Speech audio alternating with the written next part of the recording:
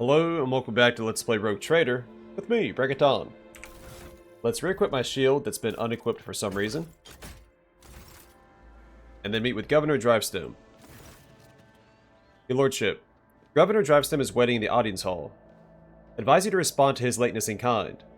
That way you can let Urban know that his behavior is not gone unremarked. I would not delay too long. Right now, the court is closely observing your every step. Tell them that I'm ready to see the governor. Clementia bows before leaving. I shall arrange for him to be escorted to your study. Donnie Dawson von Valancius, 20th in his line, rogue trader, keeper of the sacred warrant, and ruler of the Cronus expanse from the Chronox system to the 100 Dreams crossroads. I bid you welcome. Urban Drivestem, governor of this great world. First and foremost, please accept my deepest condolences. It will be difficult to recover from the loss of a woman as great as Theodora von Valancius. It pains me to think that she is no longer with us. The citizens of Dargonis and of the entire Protectorate grieve alongside you. Please allow us to declare half a year of mourning, so we can honor the memory of our beloved lady. The governor glances at Cabela anxiously, then immediately averts his gaze. Then he looks at her again. When Cabela lets out a grim chuckle and stretches her lips daubed in fresh blood into a petrifying grin, the governor turns away from her sharply, all but squealing in fear. It's all the same to me. Do as you see fit. I'll immediately give all necessary instructions, your lordship. He casually presses a few buttons on the cogitator built into his gold bracer. Esteemed Donnie Dawson, Lady Theodora was a strong leader. We ought to follow her example. Let us lean on our wisdom and persevere in spite of this tragedy. Together. And let us carry on where she no longer can, by leading the Von Valancius Protectorate to even greater prosperity. As much as the governor is trying to appear sincere, there's something in the curve of his nervous half-smile that you find troubling. Is it a hint of reproach, mockery, condemnation? Or is it merely your guilty conscience playing tricks on you under the governor's keen gaze, stirring up memories of your past? Alas, it won't be an easy task to accomplish. Some time ago, the astropaths of Dargonis flew into a rage. They had to be subdued. We're gradually restoring our ability to speak with neighboring worlds, but the contacts are still weak, and the routes are tangled and no longer lead to the systems that the captains expect them to. Given that the vast majority of ships in the Dargonis Navy travel without relying on the services of navigators, without your engagement, the well-being of the Von Valancius dynasty and billions of its subjects is presently at risk. We met a ship from Dargonis not too long ago. The crew was transporting a strange artifact and went mad during the flight. This is a truly regrettable bit of news. What's more, leaving Dargonis has been forbidden for several cycles now. It seems the Versarian family has once again failed in their primary responsibilities. He shoots Abelard a condescending look. We will investigate this at once, as well as the fact that the ship had to acquire a permit with the Administratum seal. Does your nephew still serve at the Administratum Palace? The governor presses a number of buttons on the cogitator built into his bracer, and looks up at you in surprise. I don't understand. The ship indeed depart from orbit, but it did so, if you can believe it, on the rogue trader's authorization. That is why no one dared to impede its departure. Old Captain, it seems Conrad somehow got his hands on a copy of your authorization, or perhaps even the original. A tool like that in the hands of a traitor does not bode well. Conrad Voigtveer, former Master of Whispers, is a heretic and a traitor. Has he shown his face on Dargonis? The governor pensively strokes the rings glittering on his fingers. Lord Voigtveer visited the capital some time ago, but he did not request a personal meeting. A heretic, you say? Now I see where all the whispering in the corridors has come from. I shall be frank with you, your lordship. Lady Theodora's sudden death was a blow to every one of us. In the absence of any sort of verifiable and complete information about her successor gives grounds for all manner of rumors and misinterpretations, especially if someone is deliberately inciting unrest and discontent. Naturally, none would dare challenge you by accusing you of something as sacrilegious as murdering a rogue traitor. However, Conrad Voigtveer was once a true boon to the Protectorate back in the day, and as such, some might heed his words. My subject's doubts are understandable. Too many things have changed in too short a span. I'll prove myself worthy of my position. Why, Donnie Dawson, your desire is most commendable, but please do not forget, a ruler should never bow to their attendants, or some might see it as a show of weakness. What exactly do the Dargonis nobility expect from me, in light of the loss of routes and communication with other worlds? We're all troubled by the fate of the agri-world Yanis that supplied Dargonis and other planets with foodstuffs. Empty stomachs can drive even the mildest rabble to revolt. Furthermore, House Gaprek is perturbed by the loss of communication with the industrial world Kialva Gamma, which is in their charge. But if you wish to know my opinion, the world that deserves your attention the most is the penal world Vibo 6, one of the key mining suppliers in your protectorate.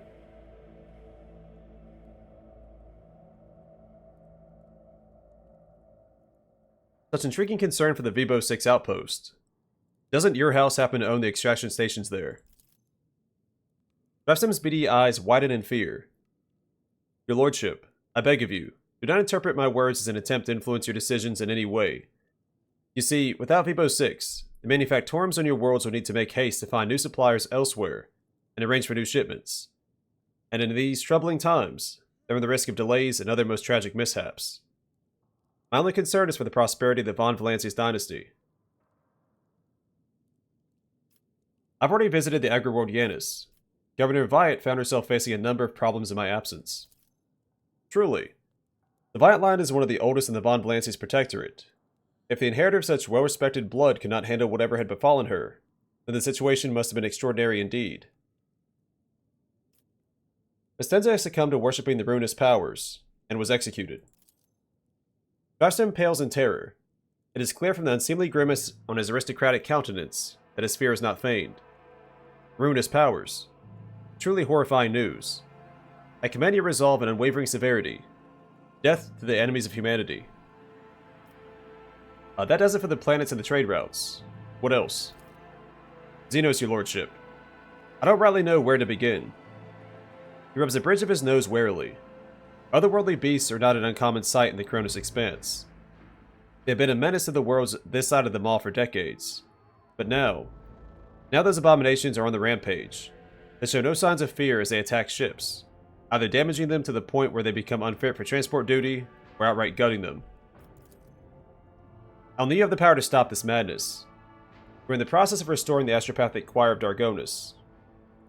Luckily, we're forced to slay only some of the deranged psychers, although those that remain are as yet unable to transmit messages. I hope Master Skalander will keep his word and offer you his support in the war against the Xenos. According to his reports, the region of Vibo 6 has been a particular concern in the last few cycles, which is all the more reason to discover the colony's fate as soon as possible.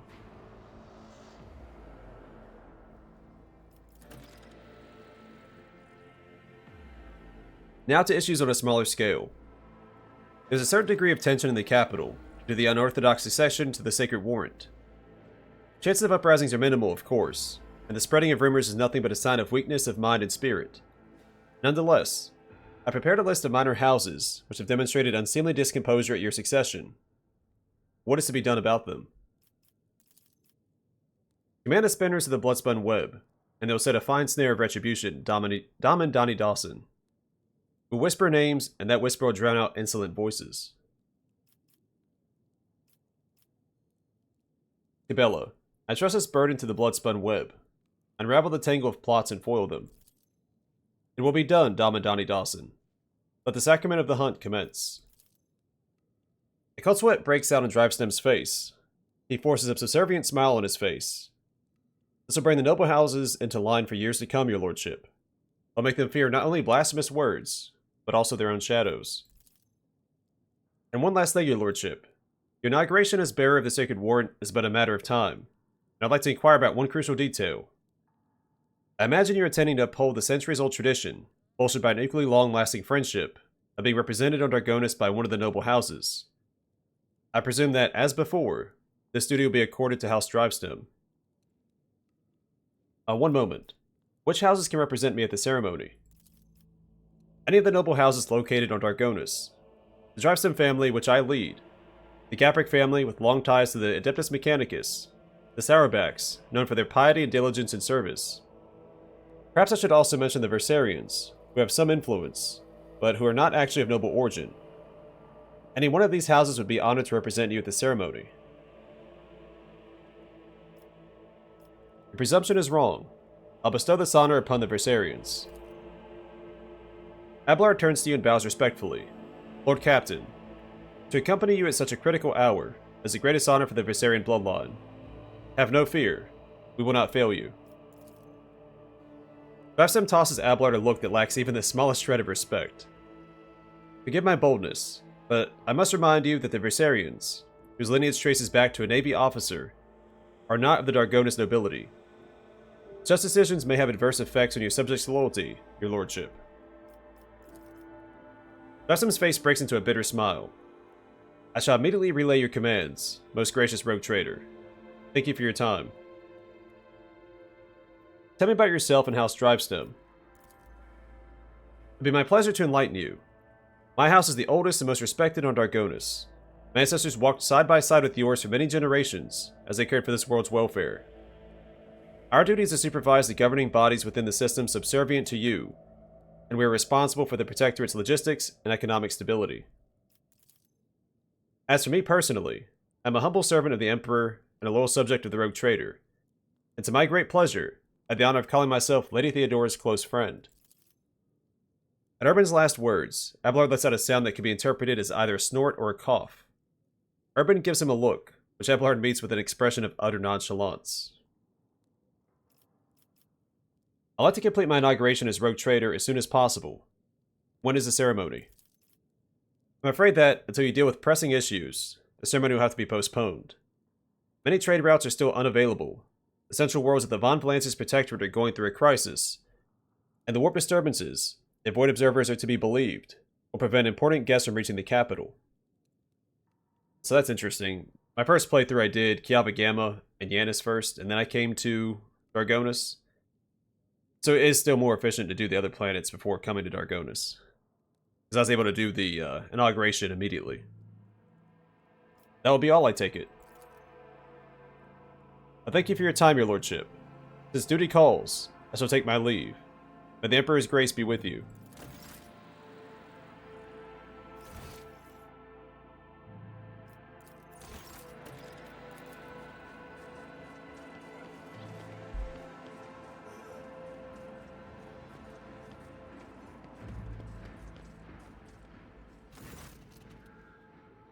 Your lordship, Commander looks away from her data slate.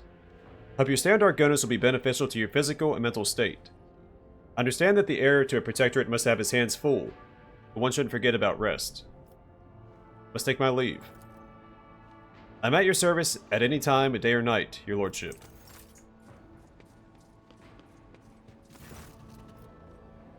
Achilles nods to you pensively. Your lordship, how may I be of service? You shan't. Alright, I believe we're done here. Let's return to the ship and go speak to Zacchary Weisz. I definitely haven't forgotten to do that.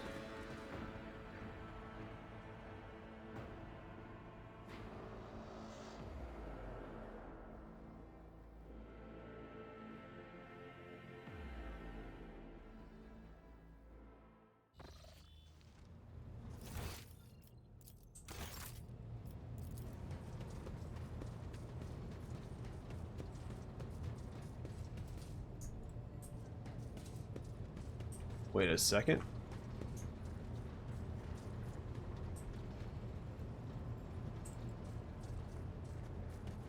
Saw something else over here.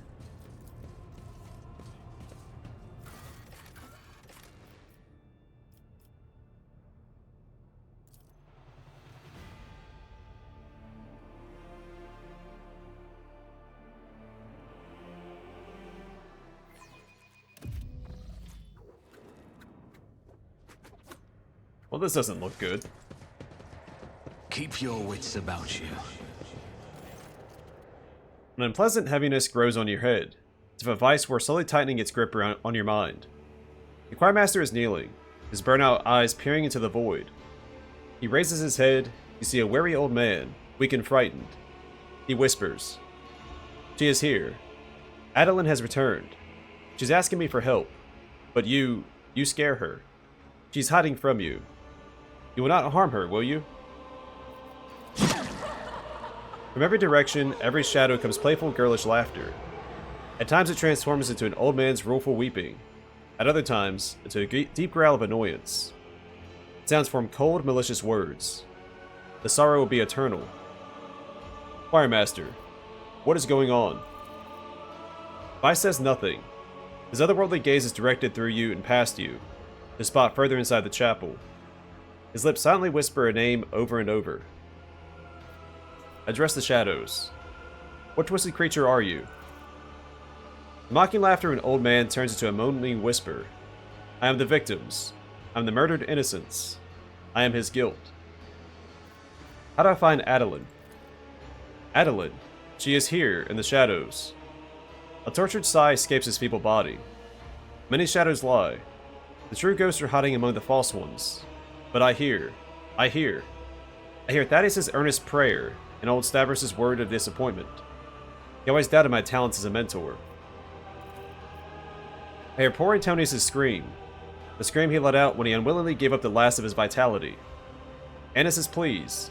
I condemned her to an existence as a half machine. I can almost sense Zavisha's touch. She tried to save me, but she fell instead. So many voices, all condemning me for what I did. Find them. Separate the true voices from the false echoes.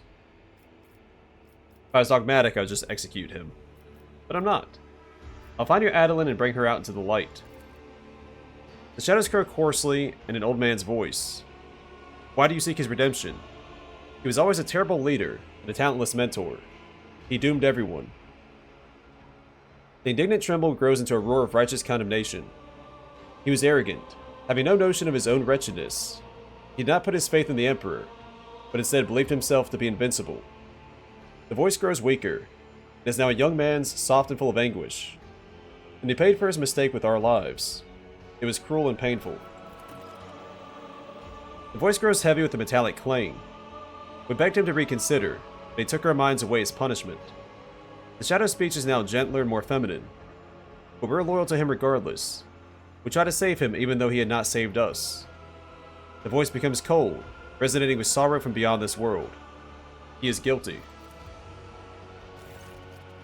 Weisz mutters incoherently, consumed by his frightful reverie. Walk away from Weisz. I always have a backup plan. You've taught us everything, and we will not fail you. We are ready.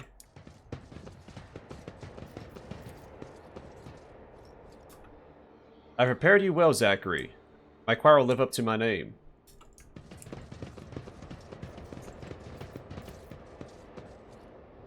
You're a failure of a teacher. You've taught them nothing.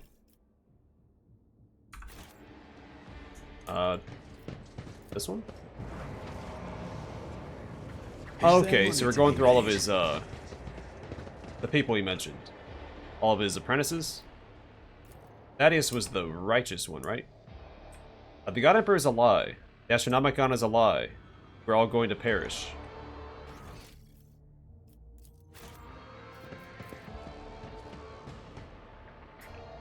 I call to you, O Prince of Pleasure.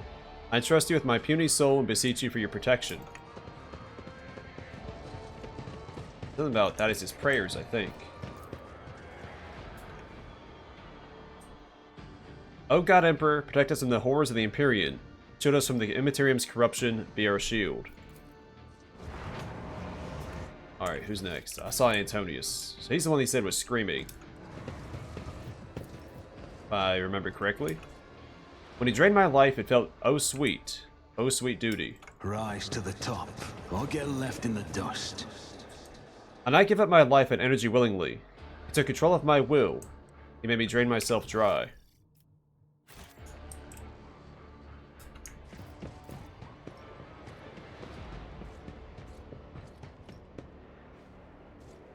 I'll gladly give my last for you, teacher.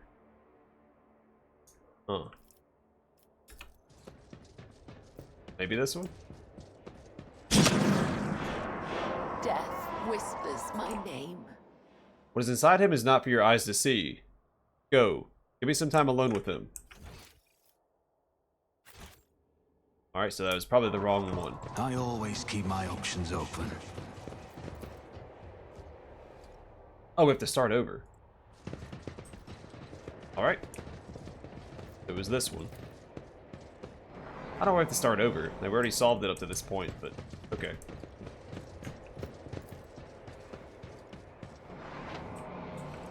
So I'm gonna go with this one.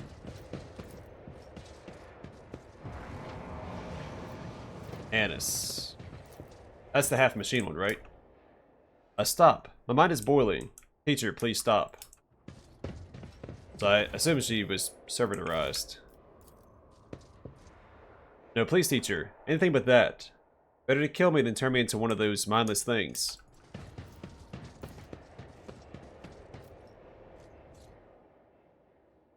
I didn't think you would do that with your own hands. Always This keep one, your maybe? eye on the prize.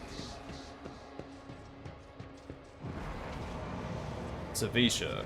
That's the one that tried to save him. But probably the one closest. I find you guilty of arrogance and betrayal of your choir. You will be sentenced. Let us kill him for the glory of the dark gods. He cannot stand against us alone. Master, please wake up. I'm here by your side.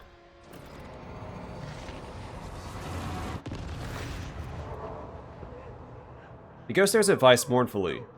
The muffled sob coming from the apparition almost seems to take physical form as it drifts toward the choirmaster and envelops him. Weisz blocks your path, extending his arms in a gesture that both calls for restraint and pleads for mercy. Do not harm her, please. Poor girl is frightened to death. Let me talk to her. I cannot fail her again.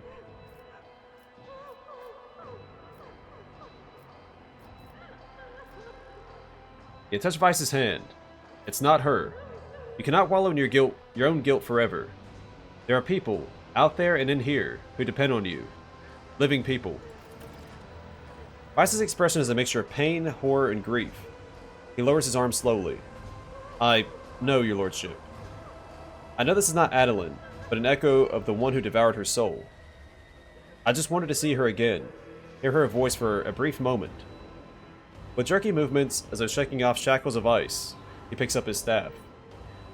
Ghost of my failure, now is your time to vanish.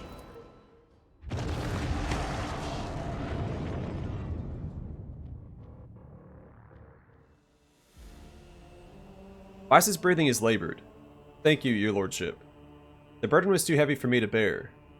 On the verge of fainting, he musters the last of his strength to sit down on the steps. Weisz, are you all right? After a long silence, he says in a hollow voice, in a bodily sense, yes, your lordship. What was that, choirmaster? A reckoning, Lord Captain.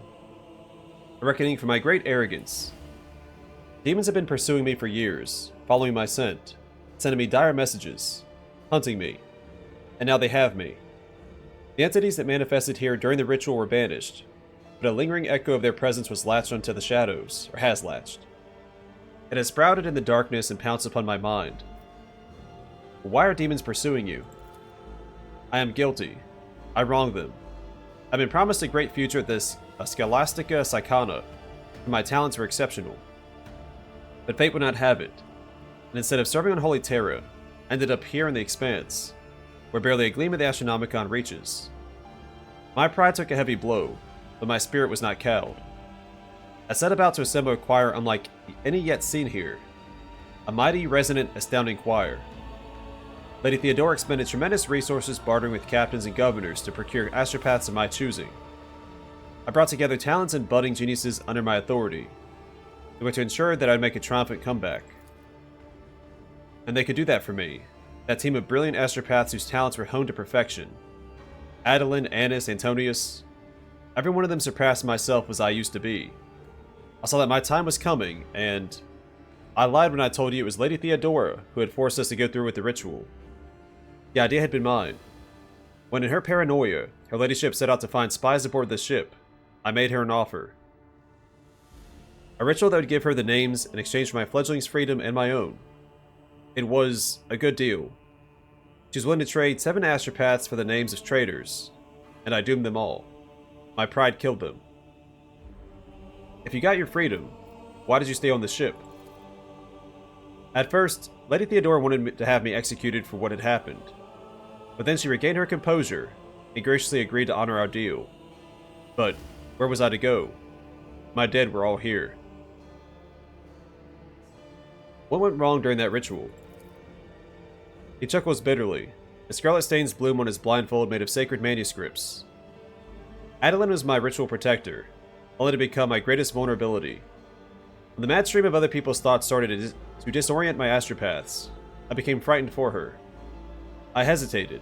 I wanted to spare her, and I lost control. The right thing to do would have been to sacrifice her, but I couldn't. I had always had a soft spot for her. Her genius had made her my favorite. What about the other voices? Were they your apprentices as well? Not all of them. Stavros was the oldest in the choir. He had been on the ship even longer than I. Mighty, wise man, if acrimonious. He envied me and criticized my ambition, but I was fond of him all the same. Thaddeus was the ship's confessor. Theodora had insisted on his presence. When it was over, he was the only other survivor, and he confronted me with angry accusations. I could not bear to listen to him, so I silenced him. Killed him. Savisha was an ordinary servant. She fought the Immaterium's monsters until the warp began to prevail. She tried to save me, to lead me away, but I did not listen. She stayed at my side until the last moment, and died a terrible death. All because of my accursed pride. The rest are my voices. Antonius was the youngest. He had been in the choir for only a short while. When the situation turned dire, fear got the best of him, and I was infuriated by his weakness. I dominated Antonius' mind, and compelled him to use up every spark of his life force for the ritual. Annis's doom came even earlier. She was the one person who told me, in front of the choir, that the ritual was madness. In my anger, I ordered her servitorized. Hey, I was right. I believe she had to protect my authority. I believe I had to protect it. Sorry. She died on the spot where you're standing now. I think she was still aware. More scarlet drops seep through the choirmaster's red-stained blindfold. All my voices. Remember the name of each one whose life I cut short within these walls. Now I know the truth. That is for the best. I can no longer carry this burden alone. With Lady Theodora dead, the thought of my crime being forgotten, erased from history is unbearable. I want to be judged and condemned.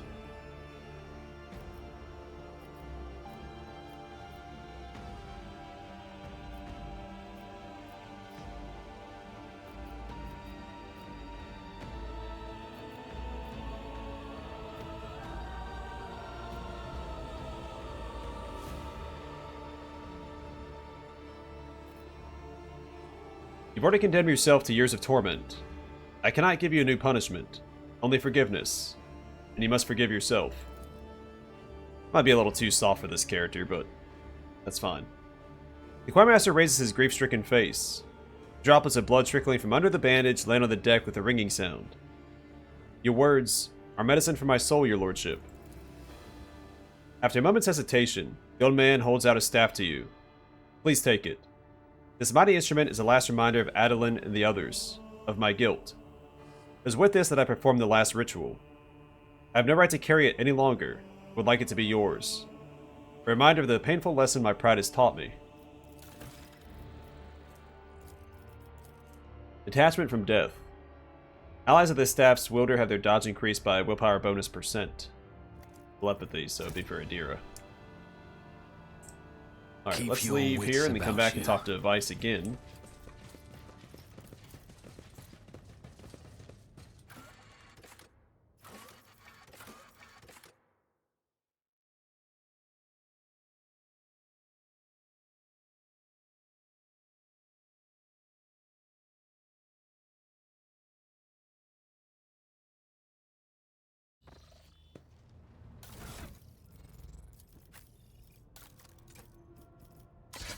Holy moly, it's a big staff.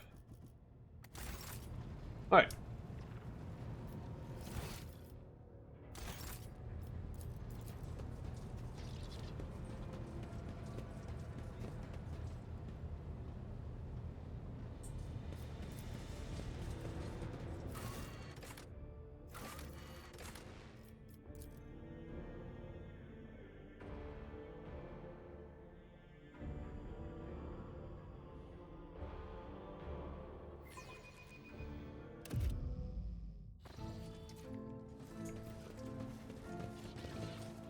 Let us not dawdle. Nothing new. Alright.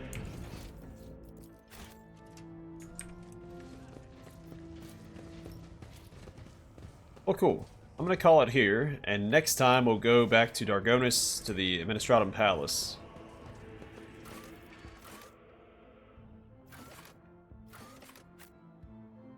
And deal with the quest there. Or quests. I know Jai has a quest there. Salamorn will probably have something to say, so we'll bring him too.